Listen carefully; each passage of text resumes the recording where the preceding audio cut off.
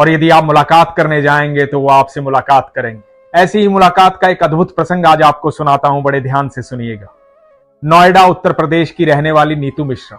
नीतू मिश्रा जी बताती हैं कि पिछले 20 साल से एनसीआर में रह रही हैं, लेकिन कभी बरसाना जाना नहीं हो पाया था। घर में लड्डू गोपाल की सेवा करती हैं। उनके पास 2 लड्डू गोपाल हैं, एक का नाम है केशव, एक का नाम है माधव। मन में भाव आया था कभी बरसाना जाऊंगी तो वहां से राधा रानी लेकर आऊंगी, उनकी सेवा करूंगी।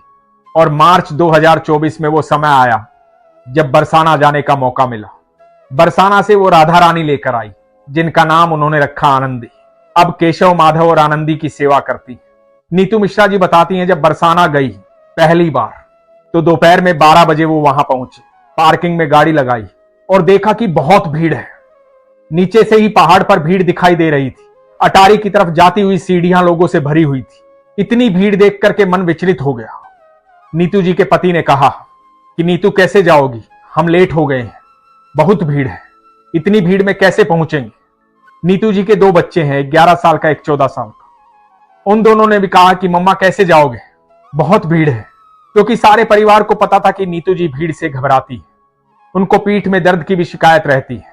नीतू जी ने कहा कि देखा जाएगा, चलो चलते हैं, यहां तक आए हैं तो राधा रानी से मिलकर ही जाएंगे, चलिए राधा रानी से मिलने चलते हैं। और उस भीड़ को अपने दिमाग से हटा करके पूरा परिवार सीढ़ियों की तरफ बढ़ा अटारी पर जाने के लिए। जब सीढ़ियां चढ़नी शुरू की तो देखा कि ऐसा लग रहा है कि लोग एक दूसरे पर चढ़े हुए हैं, इतनी भीड़ है, पैर रखने की जगह नहीं। थोड़ा सा आगे बढ़े तो एक मिठाई की दुकान वाले ने कहा कि आप यहां से मत जाइए, वो दूसरी तरफ से चढ़िए, चढ़ने का रास्ता वो है। जब ये दूसरी तरफ गए तो देखा कि सीढ़ियां खाली पड़ी, यहां ज्यादा लोग नहीं है।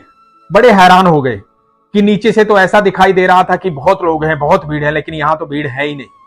नीतू जी मन ही मन प्रसन्न हुई, राधा रानी का धन्यवाद किया। ये मन में भाव आया कि ये राधा रानी का चमत्कार है कि सारा रास्ता खुला कर दिया है, अब मैं आराम से जा पाऊंगी। वहीं पर रास्ते में एक दुकान पर रुके।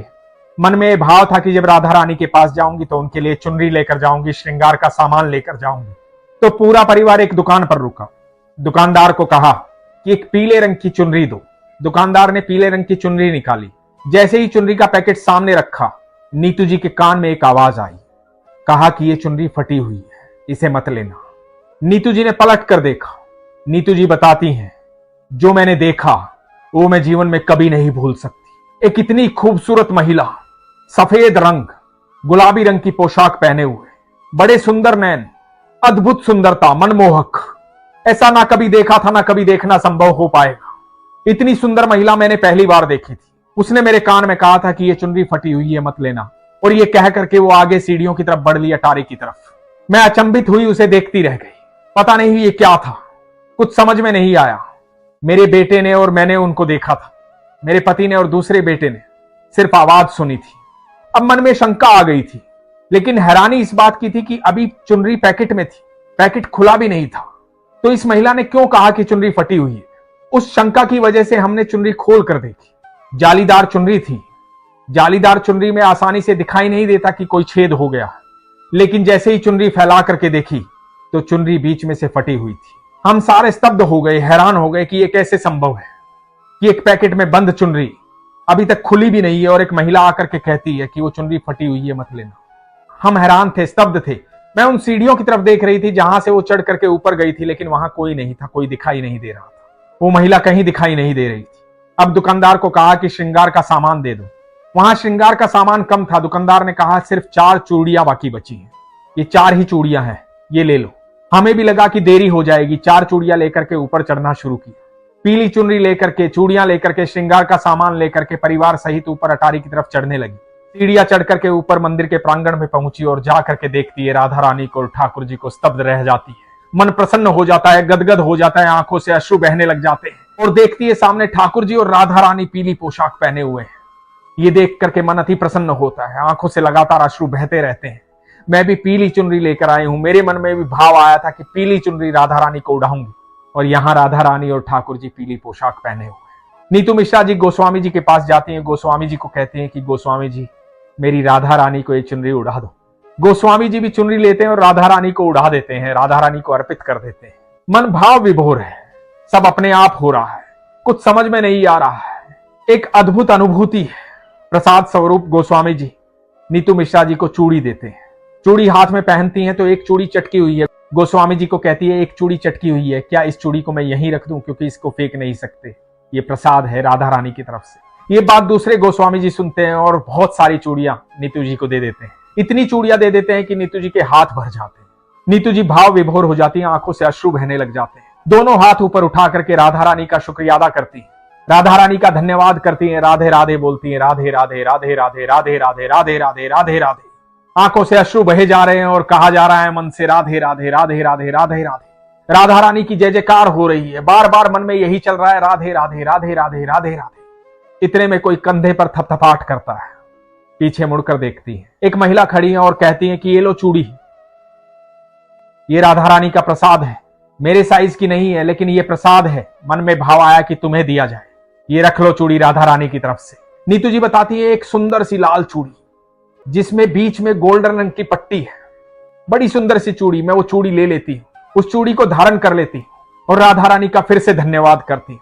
ये अद्भुत पल थी, अद्भुत अनुभूति थी। अब मन में भाव प्रकट हो रहा था कि राधा रानी मुझसे मिली है, राधा रानी ने स्वयं मुझे यहां बुलाया है।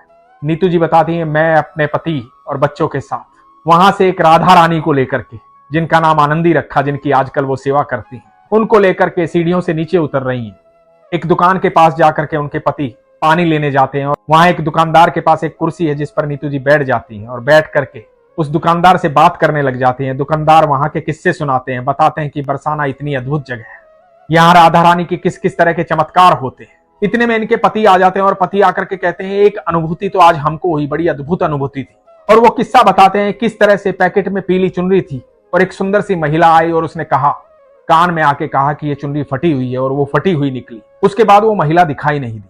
तो दुकानदार ने कहा कि आप ठाकुर जी को साथ लेकर चल रहे हैं, आपका प्रसाद तो परिपूर्ण होना ही था, आपका प्रसाद राधा रानी को ग्रहण करना ही था, वो पूर्ण हो इसलिए पहले बताने आ गई, ये फटी हुई है, इसको मत लेकर आना, प्रसाद को पूर्ण लेकर आना। नीतू जी बताती हैं वो अनुभूति मेरे रोम रोम में बसी हुई है, मैं वो चेहरा और आवाज कभी भूल नहीं पाती।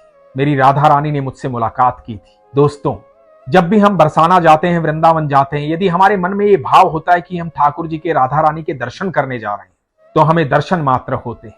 लेकिन मन में जब ये भाव होता है कि हम राधा रानी से, ठाकुर जी से मिलने जा रहे हैं और कह देते हैं कि ठाकुर जी, राधा रानी, हम आपसे मिलने आ रहे हैं, मुलाकात जरूर कीजिएगा, तो आप यकीन जानिएगा ठाकुर जी और राधा रानी आपसे मुलाकात जरूर करेंगे। जिस भाव से आप बरसाना वृंदावन जाएंगे उसी भाव में आप परिपूर्ण हो पाएंगे। जैसा भाव आप लेकर जाएंगे वही भाव पूर्ण होगा। आप दर्शन करने जाएंगे तो दर्शन होंगे, मुलाकात करने जाएंगे तो मुलाकात होगी, आप भोग लगाने जाएंगे तो भगवान भोग पाएंगे, आप श्रृंगार करने जाएंगे तो भगवान आपके हाथों से श्रृंगार करवाएंगे। भगवान आपके हर मन के भाव को समझते हैं, पहचानते हैं और आपको संतुष्टि देते हैं ताकि आपका विश्वास और प्रगाढ़ हो पाए।